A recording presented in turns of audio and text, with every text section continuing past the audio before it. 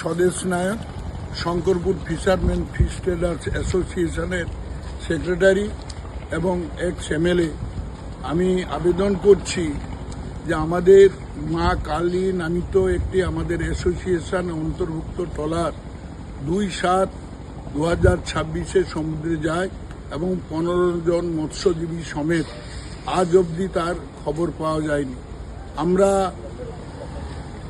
মাননীয় আমাদের সাংসদ সৌমেন্দু অধিকারীকেও জানিয়েছি, এডিএম মেরিনকেও জানিয়েছি, আমরা আমাদের যে এমএলএ মাননীয় চন্দ্রশেখর বাবু তাকেও জানিয়েছি এবং আমরা বিভিন্ন থানাকেও, দীঘা কোস্টাল, মন্দারমণি কোস্টাল বিভিন্ন জায়গায় জানিয়েছি।